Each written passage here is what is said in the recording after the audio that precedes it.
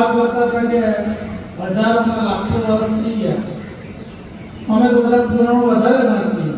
મારી એક વાસના છે, આપણે વાસના શબ્દ વાપરીએ. વાસના એટલે ખરાબ અર્થ નથી.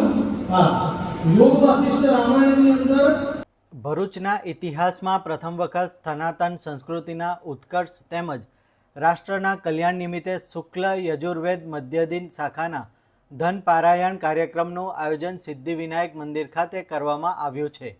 ધાર્મિક અને વૈદિક પરંપરાને ઉજાગર કરતા આ પવિત્ર કાર્યક્રમને શહેરના ધાર્મિક વર્તુળોમાં વિશેષ ઉત્સાહ જોવા મળી રહ્યો છે. પુરાણોમાં વર્ણિત ભૃગુ કચ્છની પાવન ધરતી ભરૂચને વિશેષ આધ્યાત્મિક મહત્વ પ્રાપ્ત થયું છે.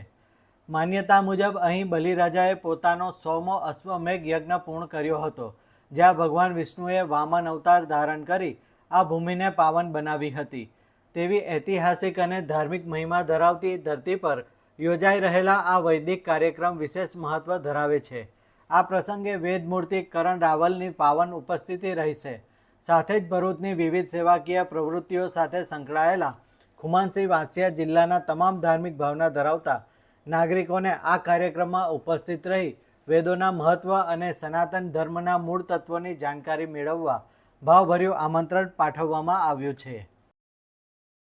હંમેશા કહું છું, હમણાં રાજ્યપાલ સાહેબ સાથે બેઠા ત્યારે પણ એમને કીધું કે સાહેબ આ યુપીએસસીની પરીક્ષા આપી, કલેક્ટર અને આઈપીએસ ઓફિસર જે બનતા ને આઈએસ ઓફિસર, એ પરીક્ષા આ પરીક્ષાની આગળ કઈ જેવું.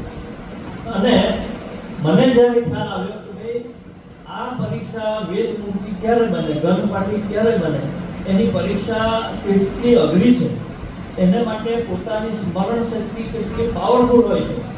અને 12 વર્ષ ભણ્યા પછી જ્યારે જ્યાં જે પ્રશ્ન ઊભો થાય એ પ્રશ્નને કોઈ લેખિત પરીક્ષામાં સ્વરૂપે નહીં, પરંતુ અક્ષયભાઈએ જે રીતે વિવરણ કર્યું આપણી સામે કે ભાઈ આ વેદ જે છે, આ યજુર્વેદ ધન પારાયણનો કાર્યક્રમ આ કેવી રીતે આજે બોલે છે આપણને સમજ નહીં પડે.